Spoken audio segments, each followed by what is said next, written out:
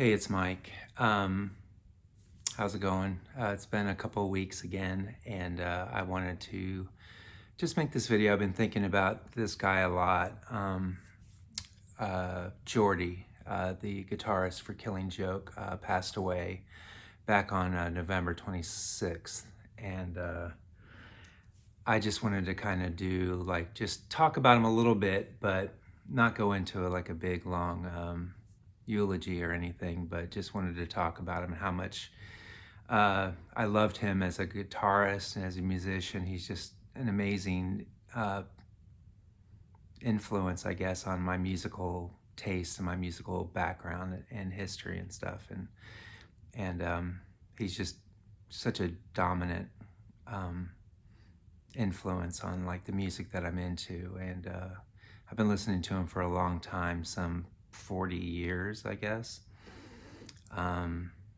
It's just a huge loss, and I just wanted to kind of just talk about the guy. And it's been a while since I made my Killing Joke collection video, and I've acquired a lot of things since then, so I thought I'd just do a little flip through of the records that I have. And whenever there's pictures of Geordie, I'll show pictures of him in the album artwork and stuff. But so if you don't know who I'm talking about, Geordie Walker, or he was born Kevin Walker, but Geordie is his nickname. And he is the guitarist for the band Killing Joke. He's been with them ever since the very beginning, and all the way through. The band's gone through their share of bassists and drummers, but the two constants were always Jazz Coleman, the vocalist, and Geordie Walker on guitar. And so a little bit about Geordie. He was born Kevin Walker, December 18th in 1958, so he's just about 10 years older than me. He was born in a little town called Chester-le-Street.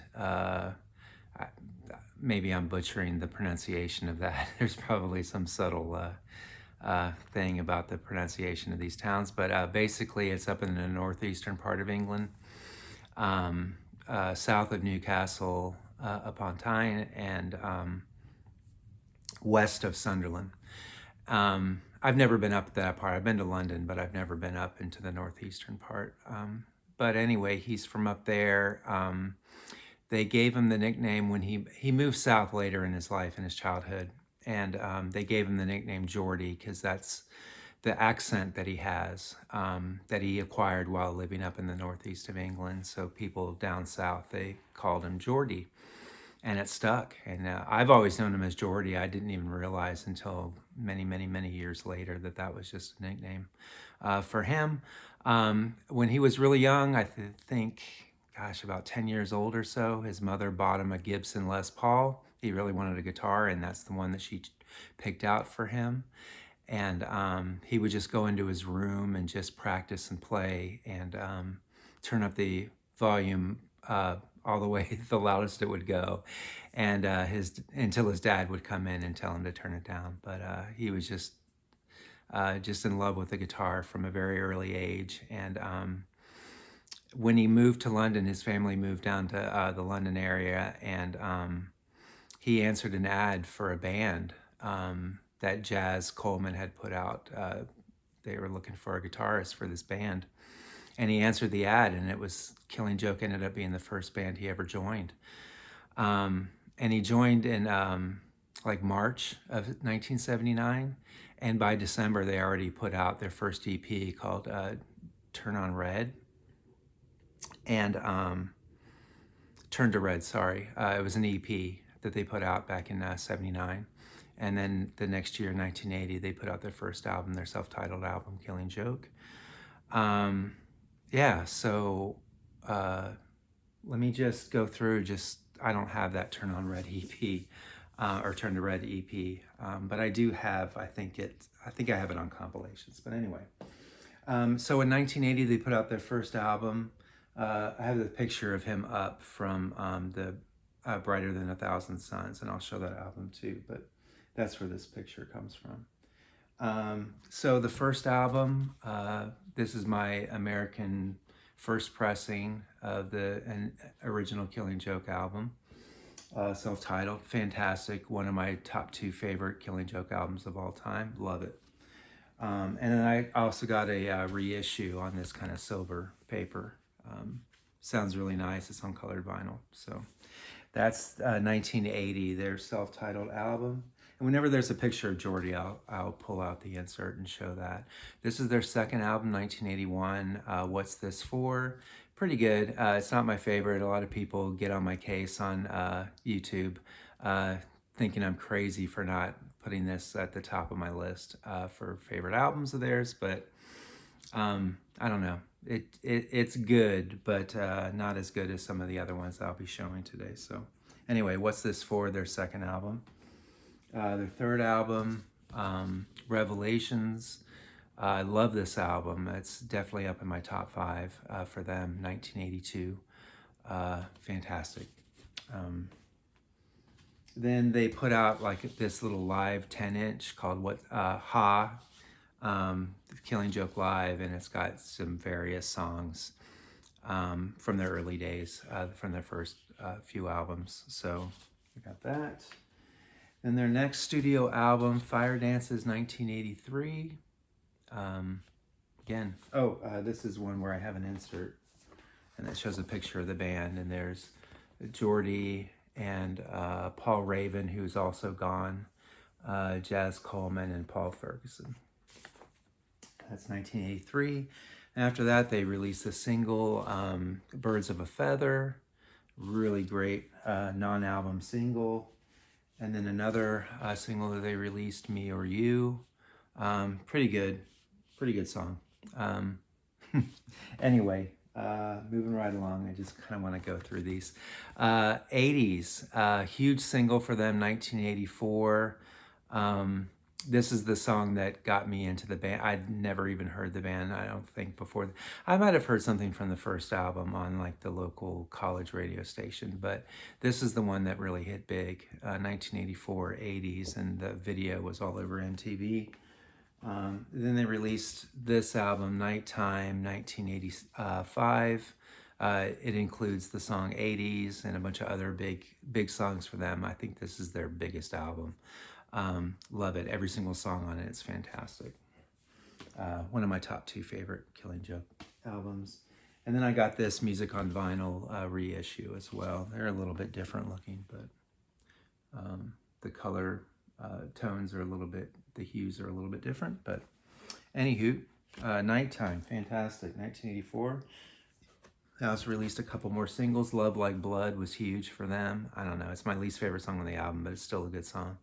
Love Like Blood, 12-inch, and the Kings and Queens 12-inch. There's Geordie right there. Let's see. And then after that, 1986 was Brighter Than a Thousand Suns. And this shows these big portraits of the band. There's Paul Ferguson and again Raven, who passed away after the Hosannas album was released. And then there's Geordie, and I'll leave him up here since he is the one we're talking about. Let's leave that up there. Then in 1988, the band kind of broke up, and Geordie and Jazz mainly, was the impetus behind this album, Outside the Gate. And Geordie performed on it, and actually some of the other members of the band performed on it, but they asked to have their names left off of the credits. They weren't too happy with this album. But anyway, that's Outside the Gate, 1988. And then they kind of took a turn for the better. This album here, Extremities, I always forget, Extremities, Dirt, and Various Repressed Emotions. Fantastic album, one of the greatest Killing Joke albums. I love this one. And this was 1990. So that one there. And then after that, another fantastic album, 1994, Pandemonium. Just really heavy, rich, awesome. More keyboard influence on this one than the last one. The last one was a very much more of a guitar heavy type album, and this is both guitar but a lot of keyboards added onto this one. Fantastic though. That was Pandemonium 1994. Then after that came the album Democracy. I don't have that 1996. I don't have that in physical format. I just have a digital download of it, but it's pretty good, but it's very expensive. It's out of print and it's very expensive. So I don't own a copy of it, not even on CD. Oh, by the way, I do have these on CD too. The first album, What's This For? Revelations, Fire Dances, Nighttime, Extremities, and there's Pandemonium. Next, let's see, okay. So the next one is, they went on a hiatus for a while, for about 7 years, yeah, about 7 years. Then they came back in 2003 with this album. It's another self-titled Killing Joke album. Dave Grohl on drums, and I forget who's on bass for this. Is it Raven, or I'm pretty sure it's probably Raven, and Geordie, of course, and Jazz Coleman. Fantastic album, self-titled Killing Joke, 2003. And then they put out this Hosannas from the Basement of Hell, just recently reissued this, so really happy to get a copy of this. 2006, no Dave Grohl on drums, they had this other guy, I forget his name, and Raven on bass, and of course Jazz and Geordie.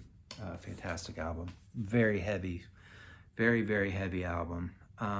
After that, they released this live concert, The Gathering, the 25th Gathering.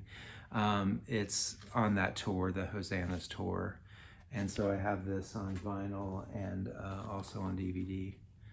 Fantastic performance, really fun to watch the guys on stage for that. So that came after that. And then here's some pictures from the concert, and you'll see this is how they look on the DVD performance. And there's Geordie there and Jazz. And then on the back, Raven, who's, again, as I said, passed away after this concert. I mean, not like soon after, but before the next album was released, Raven passed away, and that's their drummer. Then after that album, Absolute Descent, 2010. It's okay. I'm not a huge fan of this album, but that's that. They put out this singles collection, and they show like all the singles. I've shown you a few of these, but it'd be really cool to have all of these someday. But and some really cool pictures of the band on the inside and such. So it's like this is a 5 record set with a bunch of their singles. So that's really cool. And then after that, 2012, there's the album for the self-titled, or the CD. There's the CD for Hosannas. I have that. And then the album I'm going to talk about next that came after Absolute Descent is an album called 2012. I only have this on CD. I don't have it on vinyl because, again, it's very expensive and out of print. Hopefully they'll repress this at some point soon. And then, so that's 2012. It came out in 2012. The name of the album is 2012. And then their last studio album that they released, Pylon, which came out in 2015. Excellent album, really, really good. I think it's the best one since Pandemonium. To me, it's got some really great stuff on it. And then this other last record that I got, the Unperverted Pantomime. It's like some BBC recordings and some live recordings of some of their early stuff. It's got stuff from like Revelations and like I don't know, just some really early stuff. So it's really cool recording, and so I got that on vinyl. It was like dirt cheap on Amazon. So anyway, that's the status of my Killing Joke collection right now. I'm still trying to find Democracy and 2012 on vinyl. It's really this is like one of those deals where a member of a band passes away and there's just no recovering from that. Geordie was such an integral part of Killing Joke, and I can't imagine them doing anything after he's gone. It's just kind of, the band just kind of dissolves. at that point. I'm sure Jazz will be doing, he's always been doing like solo projects with like orchestras and stuff and spoken word things, and I'm sure he'll continue doing creative stuff. But as far as Killing Joke goes, I can't see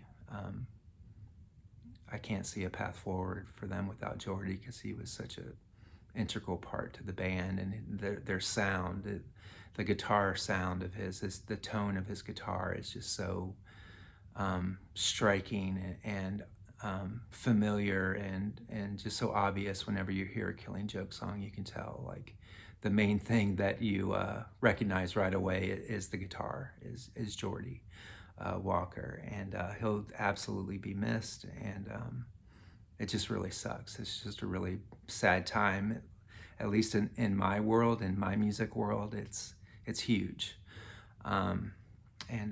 Anyway, so yeah, so I just wanted to talk about Geordie, miss you, and yeah, I'll just keep listening to their music until I'm gone, because they're just one of the best. And love you, and thanks for watching the video, and take care, everybody.